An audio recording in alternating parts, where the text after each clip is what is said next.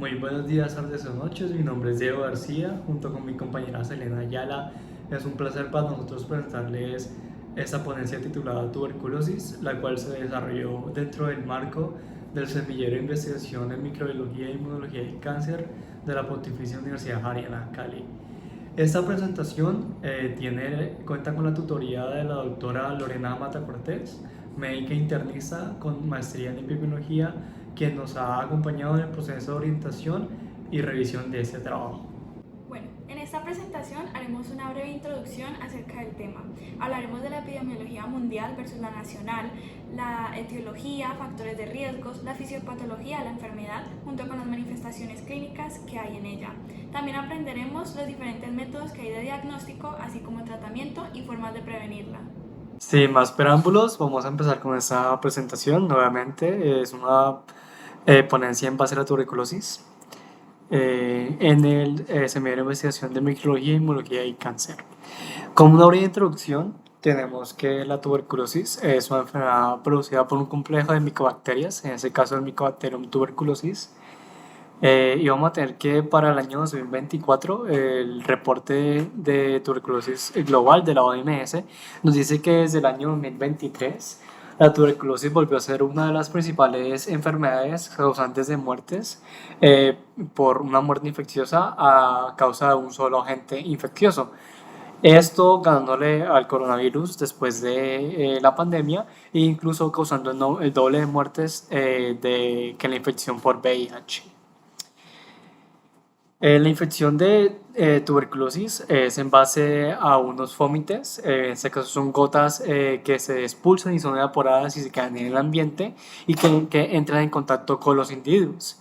Estas al evaporarse pues se vuelven aerosoles y pueden ser aspirados por las personas. Tenemos que la OMS determina que alrededor de un cuarto de la población global ya ha sido contagiada con la tuberculosis. Sin embargo, eso no significa necesariamente que vayan a contagiar la enfermedad. Hay un riesgo en el que el riesgo de infección es mayor durante los primeros 2 años de esta y ya después de que esto pase, el riesgo a contraer la enfermedad va disminuyendo. Sin embargo, no todo el mundo va a desarrollar síntomas o van a ser capaces de infectar a otras personas, ya que se van a quedar en una etapa latente o no infectante. Inicialmente esta es una infección que se centra en los pulmones, pero tenemos otras infecciones extrapulmonares y vemos que hay una gráfica que generamos por la incidencia entre hombres y mujeres, niños y adolescentes, donde vemos que es más prevalente en hombres, un 55%, 33% en mujeres y un 12% en niños y adolescentes. La infección típicamente se centra en los pulmones, sin embargo vamos a ver que hay un gran espectro de infecciones extrapulmonares de la tuberculosis que vamos a hablar más adelante. Y tenemos que los pacientes infectados sin un tratamiento pues tienen una tasa de mortalidad cercana al 50%, mientras que un paciente que se inicia un tratamiento tiene una tasa de éxito del 85% y una tasa de supervivencia. Tenemos que en la epidemiología alrededor del mundo, para el año desde el 2020 al 2023, la tuberculosis causó alrededor de 1.25 millones de muertes en el año 2023, de las cuales 161.000 eran pacientes VIH positivos, mientras que la incidencia fue de 8.2 millones. En el año 2022, los datos que nos arroja la OMS fueron que 1.32 millones de muertes con una incidencia de 7.5 millones. Para el año 2021, 1.42 millones con una incidencia de 6.4 millones. Y por último, para el año 2020 tenemos una mortalidad de 1.40 millones con una incidencia de 5.8 millones. Vemos como después, a finales de la pandemia, la mortalidad de la tuberculosis ha aumentado y por eso es que ya le ha ganado al COVID e incluso el doble de muertes VIH, como ya habíamos mencionado. De este lado tenemos una figura del registro global de la OMS en los que dice cuáles son las regiones mayormente afectadas por la tuberculosis.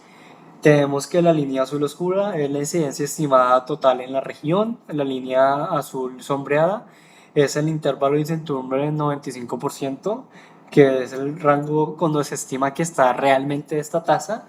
La línea celeste sería la incidencia de tuberculosis con personas con VIH concomitante y la línea negra serían los casos notificados oficialmente de este. Vemos que las regiones más afectadas sería la región africana, el sureste asiático y el Mediterráneo. Eh, También tenemos este mapa a nivel global donde pues podemos ver como India es uno de los países con mayor incidencia de casos de tuberculosis para el 2023. Tenemos en países como China, Indonesia, Nigeria, el Congo, donde son regiones que están muy azotadas por la tuberculosis. Ya hablando de la epidemiología en Colombia,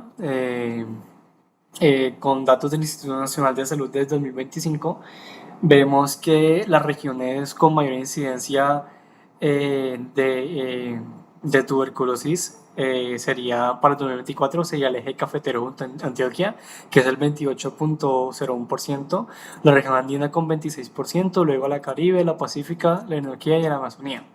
La incidencia para este año fueron 36.78 por 100.000 habitantes y el número de los casos notificados para la semana 11 del año 2025 fueron 4.578 a 4.076 con incidentes, sumando los pacientes que ya han superado la enfermedad pero tuvieron una recaída.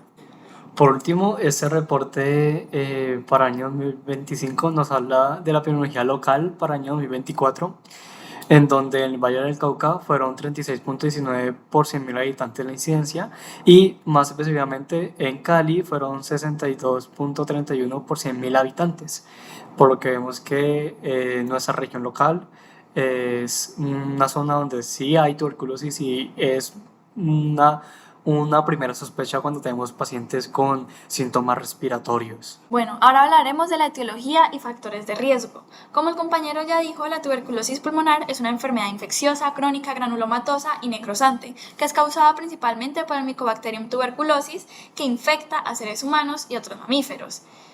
Esta Mycobacterium afecta sobre todo el tejido pulmonar, aunque puede diseminarse a otros órganos. Pero también tenemos otras especies de Mycobacterium, como la Mycobacterium bovis, que causa tuberculosis en el ganado, también seres humanos y primates, pero también se ha aislado en perros, gatos, cerdos e incluso en papagayos. También tenemos el Mycobacterium africanum, que es responsable de la tuberculosis humana en el África tropical, y se considera una forma intermedia entre el Mycobacterium tuberculosis y el bovis. Ahora hablemos de algunas características del Mycobacterium, como que es un bacilo de 1 a 4 por 0.3 a 0.6 micras. Es inmóvil, es aerobio estricto y no es porulado. Es un bacilo recto y ácido resistente. Al igual que otras especies del complejo, posee una pared celular muy rica en lípidos, especialmente en ácidos micólicos, que representan alrededor del 40% de su peso total. Esta pared, que es rica en lípidos, disminuye significativamente su permeabilidad y dificulta la tinción de él. Además, le puede conferir propiedades biológicas características como la mayor resistencia a ciertos agentes químicos, desinfectantes y algunos antibióticos. También tiene un carácter hidrófobo que le permite sobrevivir en ambientes hostiles, le da una persistencia intracelular que favorece su supervivencia dentro de los macrófagos, le da un crecimiento lento, con un tiempo de duplicación aproximado de 18 horas y que puede tardar varias semanas en formar colonias visibles en medios de cultivos convencionales. Entonces hay unos factores de riesgos que son individuales y ambientales y sociales. Los factores de riesgos individuales es la inmunosupresión por el VIH, SIDA, cáncer, un uso prolongado de corticoides, trasplantes, también las enfermedades crónicas como la diabetes mellitus, la insuficiencia renal crónica, silicosis, también tenemos la desnutrición y el bajo peso corporal, la edad extrema, que niños pequeños, adultos mayores, también está el consumo de tabaco, alcohol, drogas, y ya los riesgos ambientales y sociales son las personas que están en hacinamientos y vivienda con poca ventilación, las condiciones socioeconómicas bajas y pobreza, la falta de acceso al servicio de salud, las personas que están privadas de la libertad, refugiados, migrantes, y también tiene una exposición ocupacional, en donde encontraremos al personal de salud y trabajadores en contacto con el ganado. Hablando de la fisiopatología, tenemos que esta es una infección mediada por gotitas contagiosas expulsadas ya sea por la tos, estornudos o fonación de pacientes ya infectados, los cuales al entrar en contacto con el medio ambiente se vuelven a los aerosoles y son inhalados por otras personas. Se estima que más o menos hay unas 3.000 gotitas por golpe de tos, las cuales van a infectar a otras personas. Y pues la vía de entrada de estos bacilos a nuevos individuos sería una vía aérea superior en la cual los bacilos pueden quedar atrapados o ser eliminados por el barrido ciliar de la mucosa respiratoria. Sin embargo, se estima que alrededor de un 10% de estos bacilos van a ser capaces de llegar hasta el alveolo pulmonar y entrar en contacto y ser fagocitados por las células en polvo, que son los macrófagos alveolares. La pared bacteriana de los Mycobacterium va a entrar en contacto con moléculas de superficie del macrófago como receptores del complemento para ser presentados a fagocitos que no han sido expuestos, receptores de manosa para ser fagocitados por el macrófago en sí, receptores de inmunoglobulinas y receptores de poladores tipo A. Tenemos que hay una opsonización del bacilo mediado por C3b y C3b1, que son partes del complemento, que sería para generar la lisis. Sin embargo, este bacilo va a ser capaz de sobrevivir a esta lisis, ya que para que esto ocurra se necesita la fusión de un fagosoma y un lisosoma, que es mediada por los receptores de Manosa. El bacilo va a sobrevivir a esto por la reducción de la acidificación y acumulación de los protones vesiculares de trisfosfatasa de adenosina y gracias a la función de la pared celular con los glucolípidos de lipoarbinomanano que inactivan la vía de calcio-carmodina evitando una formación de un fagolisosoma y una lisis pues, en sí. También vamos a tener que hay un bloqueo de la autofagia y la creación del autofagosoma, generando que el fagosoma pueda sobrevivir dentro, perdón, que el bacilo pueda sobrevivir dentro del fagosoma y genere un proceso de replicación iniciando hasta que literalmente estalle el macrófago y ya causando ya sea una bacteremia o que lleguen a otros fagosomas que no han sido activados por este. Y ese proceso es mediado por el sistema de secreción ESX1 que permite que interactúen con fagocitos nuevos luego de salir del macrófago inicial. Ya luego del inicio de la infección por el bacilo, pues tenemos que se da una reacción huésped-bacilo, que sería que durante la proliferación a los macrófagos que hayan sido inicialmente infectados o macrófagos que todavía no han sido expuestos y se infectan luego de la proliferación del bacilo, pues hay una diseminación por parte de los ganglios linfáticos que me lo llevan este bacilo al pulmón y a otros órganos. La infiltración del parénquima pulmonar no se tiene muy claro cómo sucede, sin embargo, la literatura nos menciona que puede ser por dos vías, o ya sea por una infección directa del epitelio pulmonar o por un transporte a través o dentro de los macrófagos que pasen a través del epitelio. Durante esa infección vamos a tener que el bacilo se va a transportar por el sistema linfático gracias a infectar células dendríticas o monocitos que viajen a través de este, permitiendo que así haya una infección ya sea a otras partes del pulmón o a otros órganos del huésped. Y por último, pues vamos a tener la respuesta del sistema inmune, que sería la formación del granuloma o el foco de Gón, que es lo que se ve típicamente en una radiografía, que es un acúmulo de linfocitos T, macrófagos, linfocitos B, de natural killer, neutrófilos y de células epidemioides, que se llama así por sus relaciones epiteliales, y células gigantes, que es una transformación de los macrófagos y de los monos linfocitos. tenemos que el ideal de este granuloma es contener los bacilos para que así no vayan a otros lados y pues disminuir lo que sería la proliferación de este. Y pues eso nos permite que también haya episodios de latencia, en lo que no es posible que el huésped no presente síntomas, no sea capaz de infectar a otros, pero aún así tenga los bacilos. Tenemos que 2 a 4 semanas luego de inicio de la infección van a aparecer dos respuestas inmunes por parte pues, del sistema, que sería la activación de macrófagos y una respuesta de lesión de los tejidos, con el fin de detener o destruir los macrófagos, los bacilos. Por eso, como respuesta, tenemos la necrosis gaseosa. La necrosis gaseosa se llama así por su parecido a al queso en sí. Es una lesión del tejido que se va a dar en el interior del granuloma y pues esto es a causa de dos cosas. Uno, que durante la primera infección de los macrófagos, estos van a liberar interleuquina 2, la cual va a activar linfocitos T, los cuales van a producir la creación de linfocitos T, CD4, TH1, que a su vez van a producir interleuquina 1, interferón gamma y factor de necrosis tumoral, que nos van a ayudar a producir macrófagos bactericidas que van a ser capaces de destruir el bacilo en sí.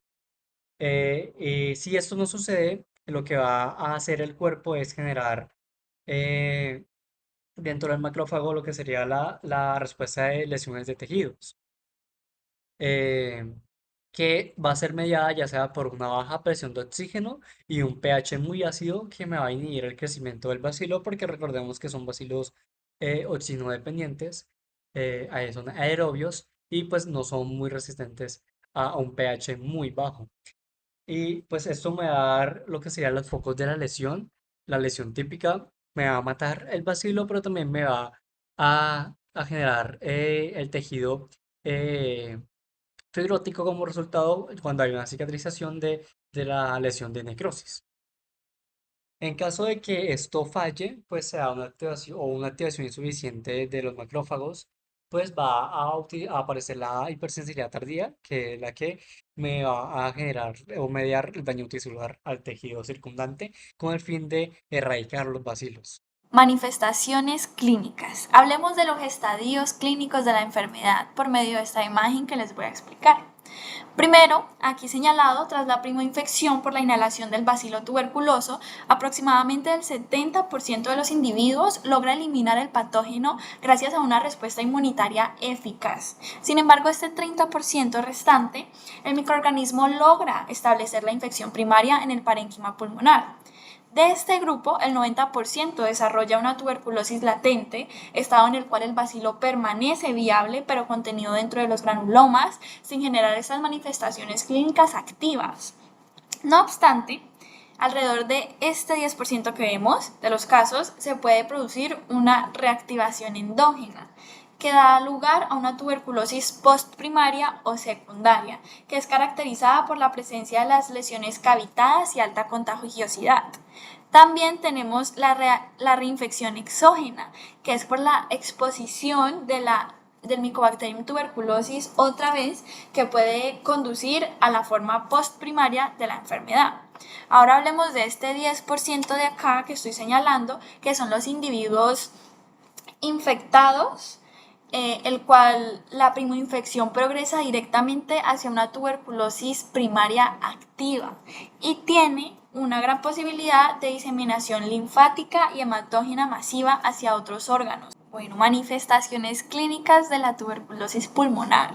El cuadro clínico de la tuberculosis pulmonar es muy variable, aunque suele presentarse de una forma subaguda o crónica, se caracteriza por el adelgazamiento progresivo, la astenia, la debilidad general, ocurre fiebre, de predominio nocturno, también hay sudoración nocturna y entre un 10 al 20% de los casos puede ser asintomático y descubrirse de manera incidental. Ahora, estas manifestaciones respiratorias que tiene el paciente son las más frecuentes y es la tos, que es el síntoma predominante, que comienza seca y persistente y se prolonga por semanas o meses y luego se vuelve productiva, con una expectoración mucoide o hemoptoica. Puede acompañarse por un dolor torácico, hemoptisis franca en casos avanzados y disnea. Y suele presentarse cuando existe compromiso extenso del parénquima pulmonar o derrame pleural. Ahora hablemos de las formas clínicas de la tuberculosis primaria y la postprimaria. Iniciando por la primaria, que es la que aparece después de la infección inicial por el Mycobacterium tuberculosis, que es más frecuente en niños, adultos jóvenes y en personas infectadas por el VIH. Puede ser asintomática o iniciar con una fiebre y dolor pleurítico. Y según el estado inmunológico del paciente y la intensidad de la infección, se pueden observar manifestaciones clínico-radiológicas como lo que es el complejo o foco de Ghon, que es un granuloma pulmonar primario acompañado de infiltrado parenquimatoso y linfoadenopatías regionales. Puede haber una adenopatía iliar o paratraqueal, que esta puede provocar una atelectasia por compresión. Puede haber un infiltrado parenquimatoso que suele localizarse en segmentos anteriores y raramente cavita. También se puede ver un derrame pleural, un patrón miliar, que es una forma grave con diseminación hematógena, como también se puede asociar a un eritema nudoso. Ahora en la tuberculosis postprimaria o del adulto también conocida, se debe a una reactivación endógena de las lesiones primarias antiguas. Esta predomina en adultos previamente infectados que estaban asintomáticos y no contagiosos. La localización típica es en los segmentos apicales y posteriores de los lóbulos superiores. Ya las formas radiológicas más frecuentes es que se vea un infiltrado apical, que puede ser uni o bilateral, tiene un predominio exudativo infraclavicular y es difícil de detectar en las fases tempranas. También se puede ver cavitaciones que pueden ser únicas o múltiples y constituyen el signo más característico de la tuberculosis activa. Se puede ver también un derrame pleural, se puede ver una neumonía tuberculosa que es semejante a la neumonía bacteriana, pero tiene un broncograma aéreo prominente. También se ven tuberculomas o el patrón miliar. En la tuberculosis postprimaria, el examen bacteriológico del esputo o del broncoaspirado suele ser positivo, por lo que el paciente es contagioso. Ahora, hablemos de la tuberculosis extrapulmonar, empezando por la miliar o diseminada. Primero que todo, esta tuberculosis extrapulmonar, según la OMS, la define como la infección causada por el Mycobacterium tuberculosis que afecta otros tejidos y órganos fuera del parénquima pulmonar. Es causada por la diseminación hematógena y linfática del Mycobacterium y este tipo de tuberculosis representa aproximadamente el 20 al 25% de todos los casos de tuberculosis y puede aparecer en cualquier momento tras la infección primaria. Ahora, esta tuberculosis miliar el nombre proviene de la similitud que presenta el parénquima pulmonar con las semillas de mijo, debido a la presencia de que hay pequeños nódulos blanquecinos visibles en las imágenes radiológicas. Esta entidad también es conocida como la tuberculosis diseminada, ya que corresponde a una forma progresiva y grave de la tuberculosis ocasionada por la diseminación hematógena del Mycobacterium. Puede originarse como una primoinfección que aparece con mayor frecuencia en niños o una reactivación del foco latente que estaba previamente encapsulado. Esta tuberculosis compromete con mayor frecuencia lo que es el hígado, el vaso, los pulmones, los ganglios linfáticos y su cuadro clínico es muy variable. En sus formas agudas y graves, la persona cursa un shock séptico, un fallo multiorgánico y un síndrome de distrés respiratorio agudo. En sus formas subagudas, la evolución es lenta, con síntomas insidiosos como malestar general, fiebre baja, pérdida de peso y un examen físico poco significativo, la verdad. Y sus hallazgos radiológicos y oftalmológicos es que en la radiografía de tórax se observa el patrón micronodular difuso característico. Sin embargo, Hasta en un tercio de los casos la radiografía puede ser normal. Ahora, la tuberculosis ganglionar, que es una de las formas más frecuentes de la tuberculosis extrapulmonar y afecta principalmente niños y adultos. Representa aproximadamente del 30 al 40% de los casos de tuberculosis extrapulmonar y puede presentarse como una manifestación secundaria a la infección primaria o por la reactivación de un foco latente. ¿Dónde va a estar localizado? Pues es más habitual que corresponda a las linfoadenopatías cervicales presentes en un 63 a 77% de los casos, y también pueden verse afectados los ganglios supraclaviculares, los axilares, los torácicos, los abdominales, y las manifestaciones clínicas que se van a ver es que haya una masa unilateral, laterocervical o supraclavicular. Este nódulo va a tener una consistencia firme o rígida, va a ser indolora, generalmente tiene unos síntomas sistémicos al inicio y con el tiempo estos ganglios pueden presentar una necrosis y fluctuación, signos inflamatorios locales, formación de úlceras y fístulas que pueden pueden desarrollarse con drenaje de material gaseoso al exterior, cuadro que es conocido como la escrófula.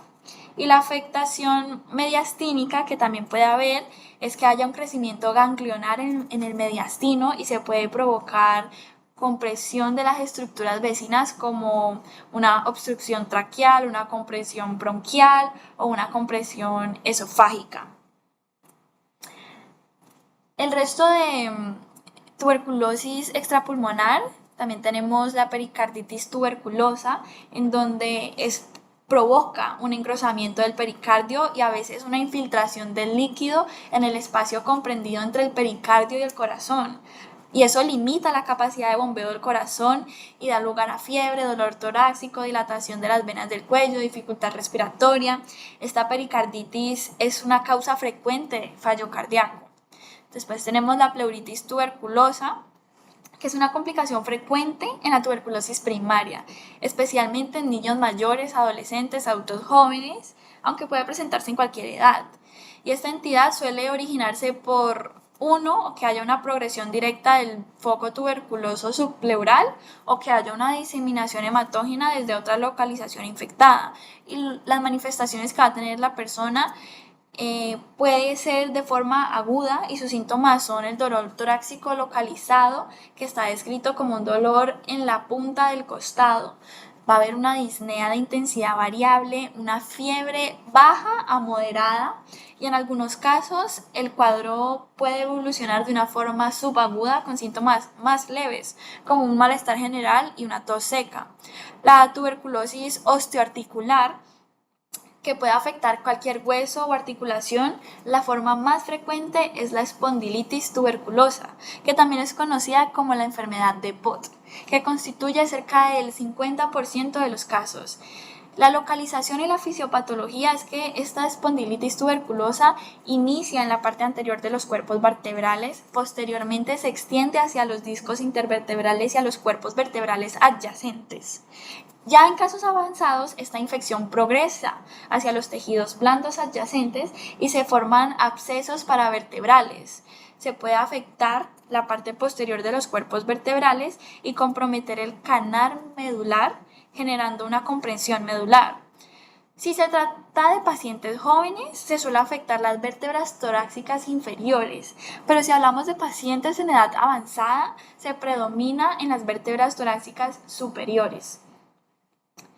Su manifestación clínica es que haya un dolor localizado, de inicio insidioso, progresivo. Si están en una fase avanzada, se acompaña con una rigidez, una deformidad, en donde la persona presenta una cifosis o una jiba de Pott, y los signos neurológicos puede presentarlos si es que hay una compresión medular. También se puede dar una artritis periférica tuberculosa, que aunque puede afectar cualquier articulación, la más frecuente es la cadera y la rodilla. La presentación es insidiosa, con una aparición progresiva de inflamación, dolor e impotencia funcional, que puede conducir a una destrucción lenta de la articulación y que hayan deformidades en esta articulación. Ya si está muy avanzado el caso, se puede presentar una fistulación con drenaje del contenido articular. Ahora, la tuberculosis intestinal. No puede comprometer cualquier parte del tracto gastrointestinal, pero la localización más frecuente es la ileocecal.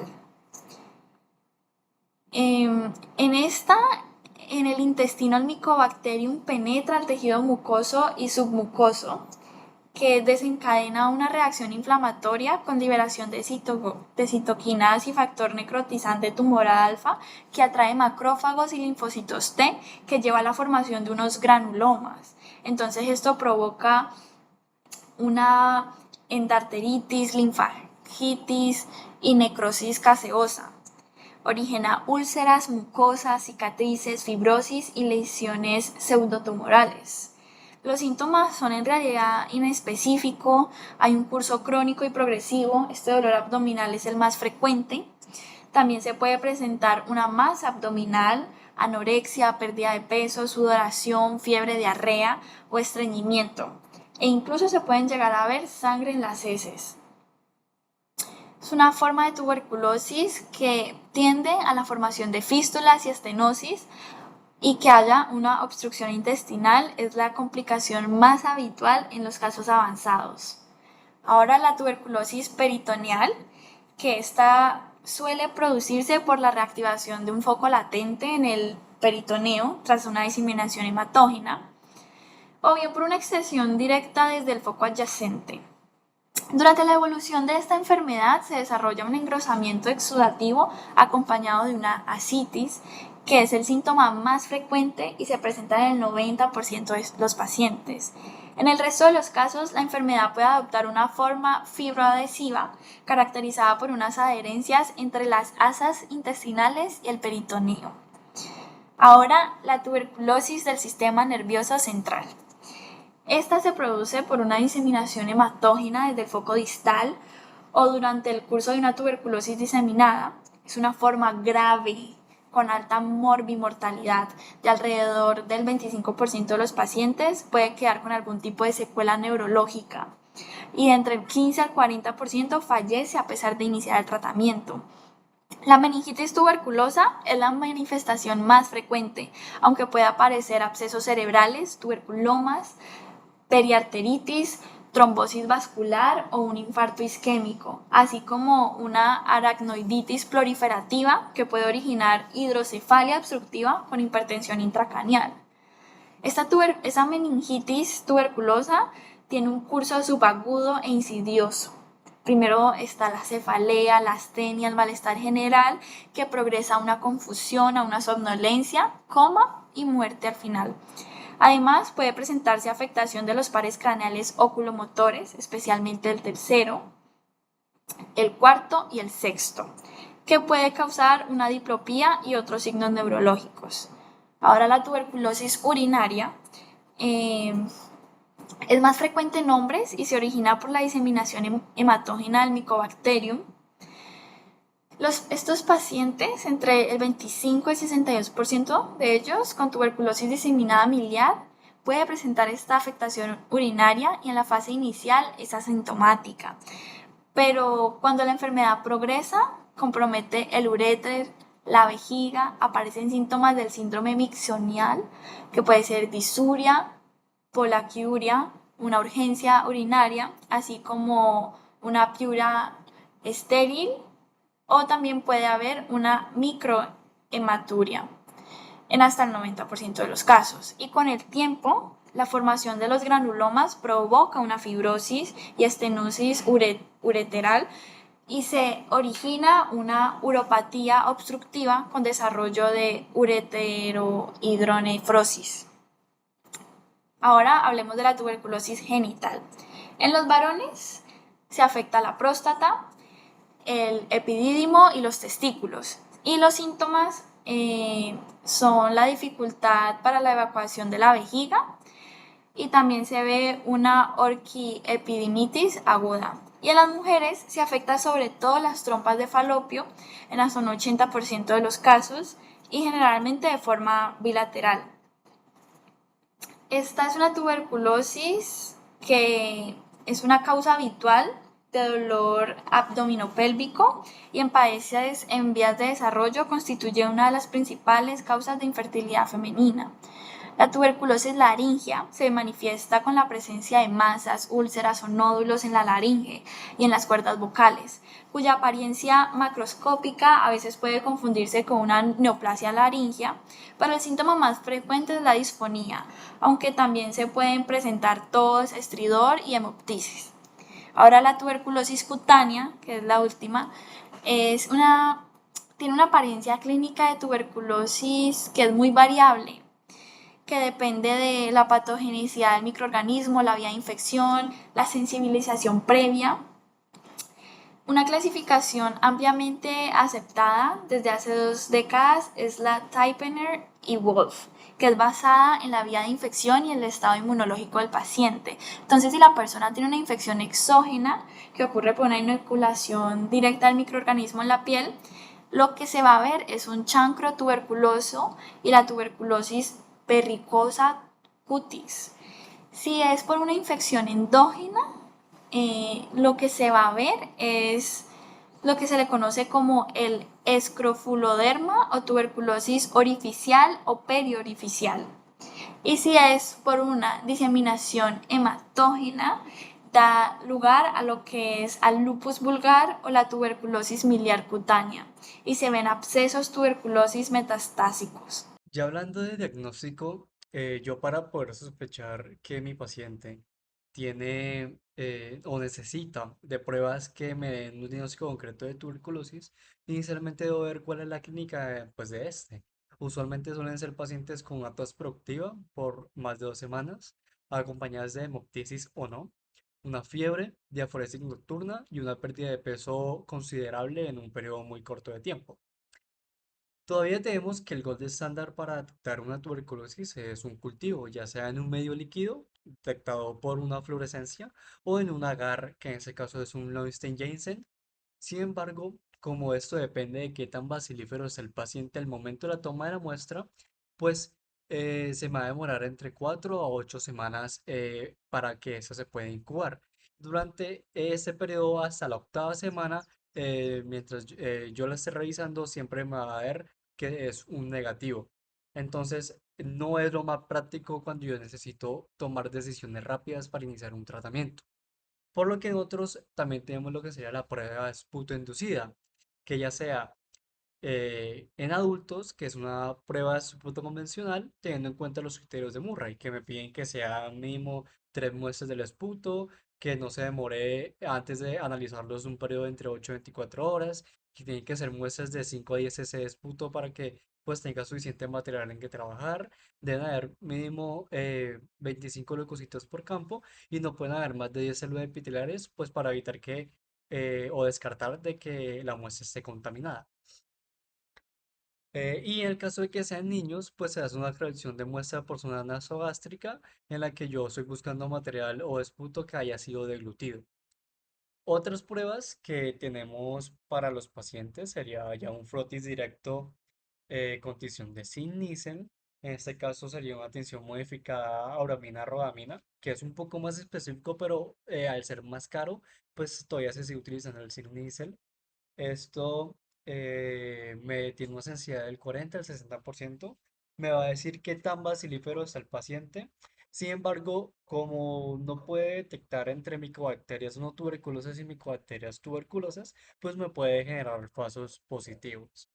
Otras pruebas que tenemos sería el PCR Guinness-Barré, que vamos a hablar en la siguiente diapositiva, y pruebas complementarias que me sirven mucho al momento de tomar una decisión frente al diagnóstico sería una radiografía de tórax, una tomografía de tórax, o incluso si ya tengo una muy alta sospecha y nada de lo anterior me ha confirmado que es, le hago una biopsia del tejido pulmonar.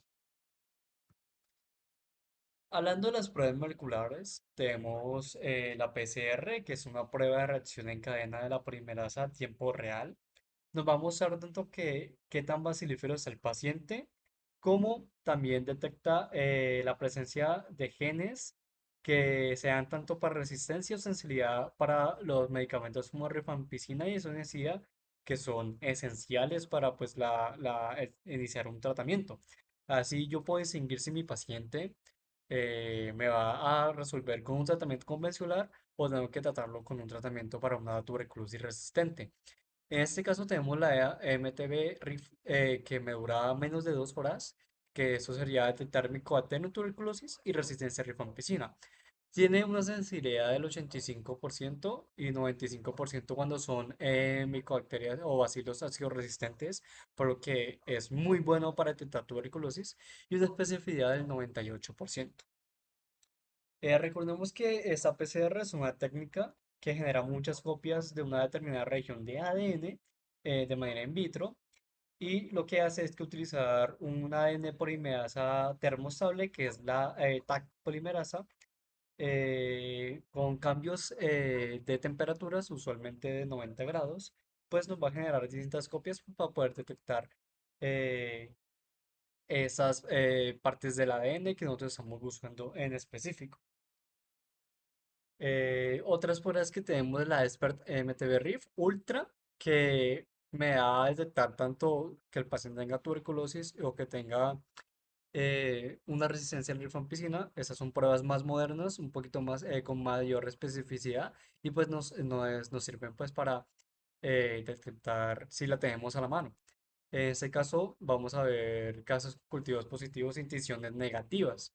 O sea, que el paciente tenga un cultivo positivo, pero pues no tenga de todo claro porque pues no se puede teñir porque son ácidos resistentes. Tiene una sensibilidad del 90%, una especialidad del 96%. Cuando hablamos de pacientes con infección con VIH, esto cambia, la sensibilidad se vuelve a 88% y la especialidad 95%. Y pues para detectar la resistencia a rifampicina, pues tiene una sensibilidad del 94% y una especificidad del 99%, por lo que es espectacular. Otras pruebas que tenemos que son incluso más nuevas y son muy convenientes ya que son portátiles y funcionan incluso con baterías, me permiten llegar a lugares que no tienen acceso usualmente. Son las Trenant MTB y MTC Plus, que son pruebas moleculares rápidas. Inicialmente tienen una sensibilidad del 78 y 80% respectivamente y especial del 98 y 96% respectivamente. Vemos que la sensibilidad y especificidad no es tanto comparada, pues es muy buena, pero no es tanto comparada con las pruebas anteriores. Sin embargo, recordemos que son pruebas portátiles que me permiten acceder a lugares que antes no se podían. Y también tenemos la otra MTV RIF, que es la diagnóstico de detección de resistencia a rifampicina, con una sensibilidad del 84% y una especificidad del 97%. Y pues son pruebas que me sirven, por ejemplo, si estoy haciendo un rural. Otro examen complementario que tenemos para llegar a un diagnóstico de tuberculosis que realmente siento que es de los más clásicos y de los que más información nos releva al momento de que un paciente tenga una tuberculosis activa generando lesiones en el pulmón sería la radiografía de tórax, en la que podemos encontrar distintas cosas, como por ejemplo una neuropatía sin nodos pulmonares, que es mucho más común más que todo en los niños, que nos dice que vamos a ver niños con ganglios muy aumentados en tamaño, sí, aunque no tengan, en este caso, focos pulmonares. La concentración pulmonar, que sería una concentración muy parecida a causada por una neumonía por bacterias. Y yo la voy a sospechar cuando se hace un tratamiento del paciente y ese no sea con el tratamiento de antibióticos para neumonía usual. Derrame pleural es muy frecuente verlo en niños y en pacientes con infección de VIH con conteo de linfocitos CD4 muy bajos. Cavitaciones, que son las lesiones más típicas de una tuberculosis, unas cavitaciones a nivel de los ápices pulmonares. Una enfermedad biliar que nos indica una diseminación hematógena a los pulmones y otros órganos, indicando que ya no solamente pulmonar, sino que ya vamos a tener enfermedades extrapulmonares en el paciente y un patrón de árbol en brote que nos sugiere que hay una diseminación endobronquial activa, aunque no sea solamente en la tuberculosis, sino que otras patologías me la pueden producir. También dentro del diagnóstico para yo iniciar un tratamiento del paciente, como vimos en las pruebas anteriores, tenemos que nos va a detectar si son susceptibles o no a los antibióticos, si hay resistencia o no. Sí o sí, todo paciente que tenga una sospecha de tuberculosis y se le hagan unas pruebas, hay que hacerle una prueba de susceptibilidad de amplio espectro, porque recordemos que nosotros tenemos una primera línea, que en este caso sería la rifampicina y isoniazida, después vamos a hablar del tratamiento. Sin embargo, si esas dos no se pueden utilizar, tendríamos que pasar a la segunda línea, que serían las fluoroquinolonas y los aminonucleídos. En ese caso, las pruebas serían ya sea directa o indirecta. Si es directa, se realiza en la muestra del esputo. Si es indirecta, es realizando un cultivo, ya sea en el medio líquido, en medio sólido, como lo habíamos mencionado.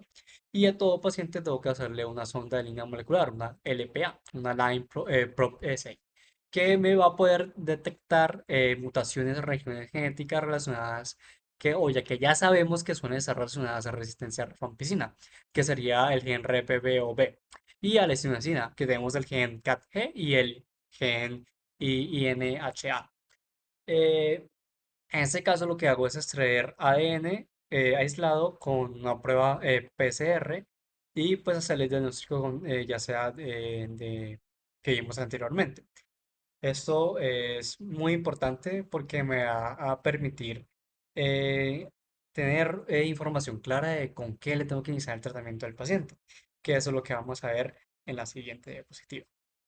Para el tratamiento, tenemos que la Asociación Colombiana de Infectología nos recomienda un tratamiento directamente observado, el TTO, que eso es que ya sea a nivel de la EPS, o a nivel comunitario, domiciliario, incluso virtual, se haga un acompañamiento al paciente en el que alguien debe revisar y registrar que el paciente sí o sí se esté tomando el medicamento todos los días, absolutamente todos los días. Usualmente lo que se hace es que el paciente vaya al centro de salud en donde le dan el tratamiento y allá se le dé el tratamiento, no es de manera ambulatoria. Sin embargo, en pacientes que no hay acceso a eso, pues se utilizan las medidas que acabo de decir, ya que de forma estricta, sí o sí debe cumplir el tratamiento antibiótico. Tenemos inicialmente que la primera línea para una tuberculosis sensible es el tetraconjugado, que el tetraconjugado, pues, ¿de qué consiste? De una rifamicina, ya sea rifampicina, que es como la que inicialmente se utiliza. Sin embargo, cuando yo tengo resistencia a esa, pues tengo la opción de utilizar ya sea rifautina o rifapentina, que estos son macrólidos que se van a unir a la subunidad de poliniasa RPOB, perdón, de RNA dependiente a ADN, y genera un complejo fármaco-enzima que va a suprimir la formación de cadenas y síntesis de ARN, y pues evitando que se siga porfirinando el bacilo. Tenemos que la resistencia a la rifampicina pues se debe a una alteración del blanco de la red POB, una resistencia incluso del 86% de los casos, debido a que hay mutaciones en los codones 526 y 531 de este gen en RPOB, en donde la distensión disminuye la concentración plasmática máxima de rifampicina, por lo que se recomienda que ese medicamento se tome en ayudas, no se tome junto con la comida, y si se utiliza la rifautina, esta tiene que ser postprandial. La piracinamida es otro de los medicamentos que nosotros utilizamos en este tratamiento conjugado, que tiene una opción más que todo en medios ácidos y que al entrar en contacto con la micobacteria genera la piracinamidasa, que desamina la piracinamida de ácido piracinoico mediante una difusión pasiva, va a llegar al medio extracelular y se acumula y altera el equilibrio interno del ambiente, acidificando la célula y afectando la producción de energía, por lo que pues nos va a generar una muerte del bacilo. La resistencia a la piracinamida es mediada por piracinaminasas con afinidad reducida por la piracinamida. Otro medicamento que tenemos muy clásico es la isoniazida, que mediante difusión pasiva va a entrar a la micobacteria y va a ser activado por el gen CATG, que es una catalasa peroxidasa multifuncional.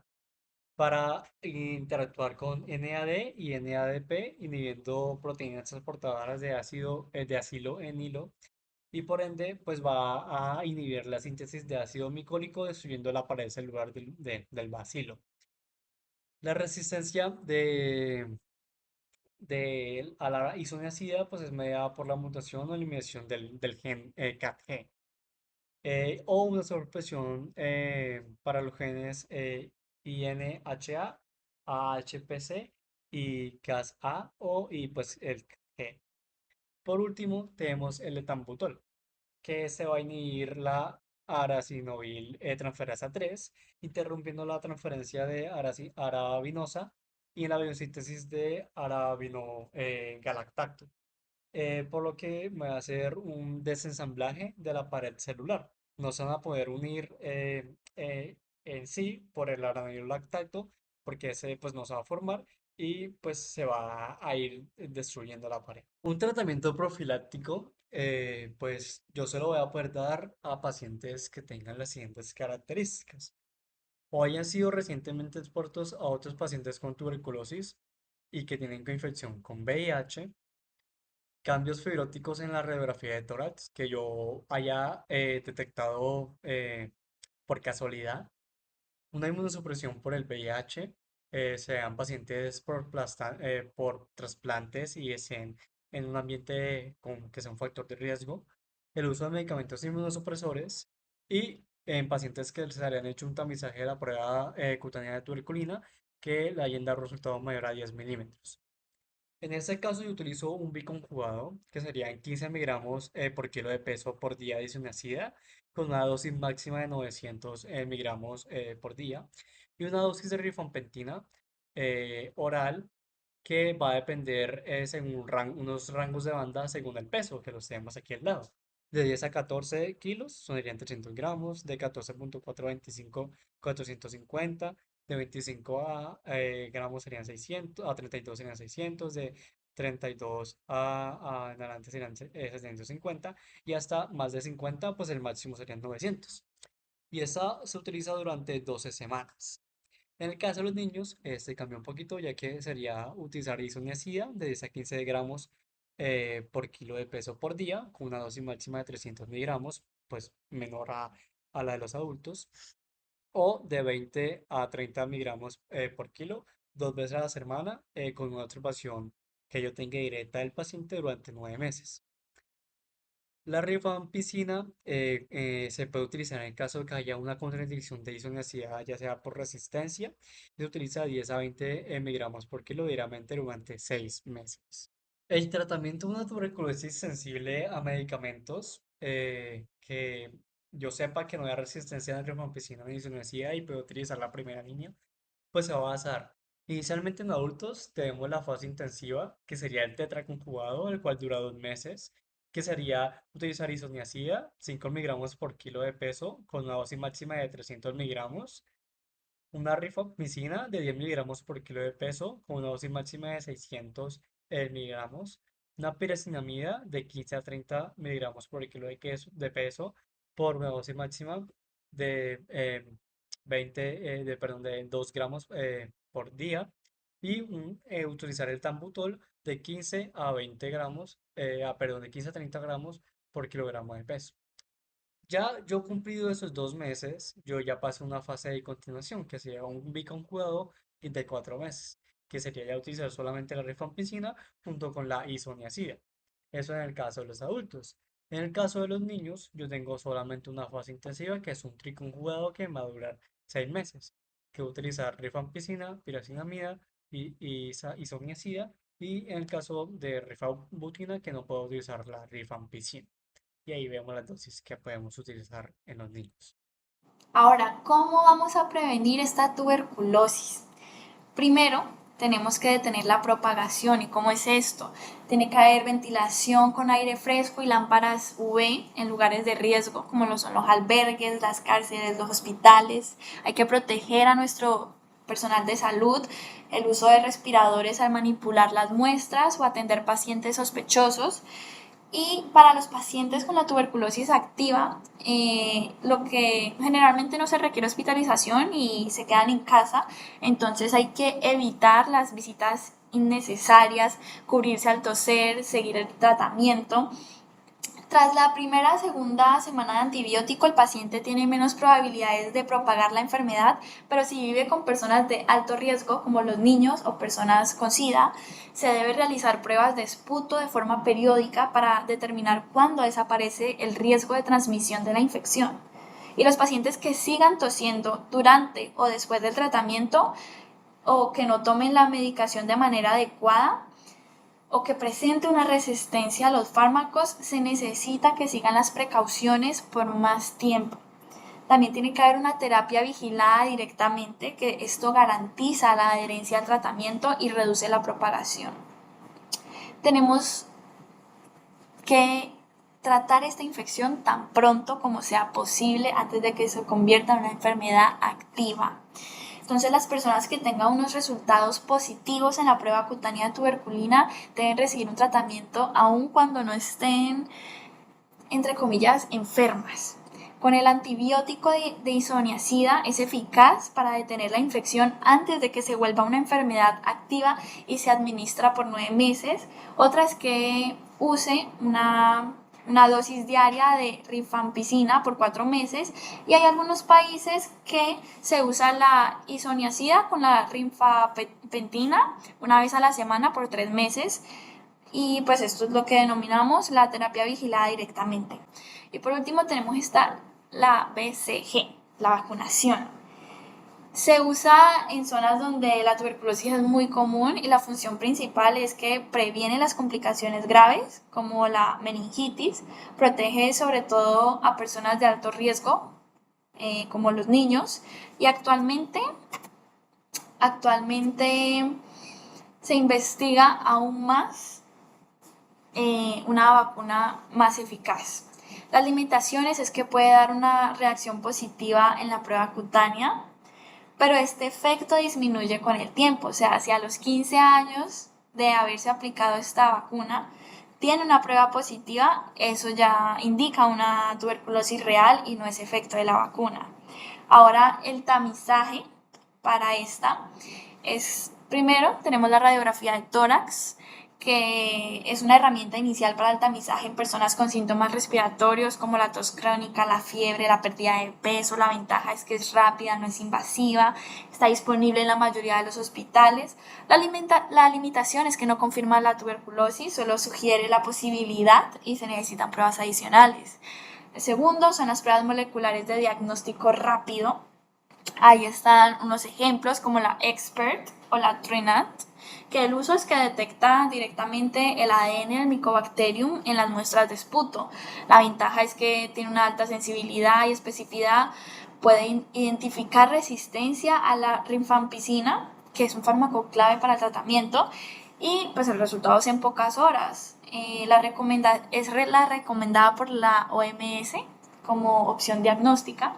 Después tenemos el uso de la proteína C reactiva, que es un marcador inflamatorio que sirve como tamizaje en personas con VIH que suelen tener síntomas atípicos y riesgo alto de tuberculosis. La ventaja es que es barato, es rápido y puede aplicarse en el mismo punto de atención. La limitación es que no es específico.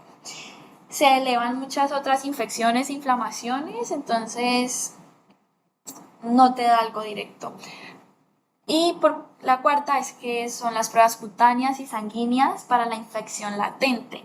Por ejemplo, la prueba de tuberculina, que es una inyección intradérmica, mide duración en las 48 a 72 horas.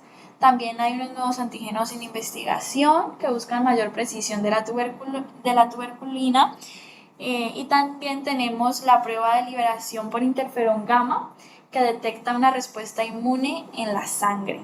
Por último, pues queremos mencionarles que el 24 de marzo es la fecha conmemorativa del Día Mundial de la Tuberculosis, en el que se celebra desde 1982, pues con la intención de recordar todo lo que se ha logrado con el control y el tratamiento de la tuberculosis, ya que esta es una enfermedad que es cierto que todavía está muy presente en nuestro medio, está muy común ver a los pacientes, incluso todavía hay muchas muertes por tuberculosis, pero a lo largo del tiempo hemos logrado un control muy grande de esta y, como mencionamos al inicio, el tratamiento tiene una tasa de éxito muy alta en nuestros pacientes, por lo que sí hemos avanzado en contra de la lucha de esa enfermedad. Por último, tenemos nuestras referencias y muchas gracias por acompañarnos en esta ponencia.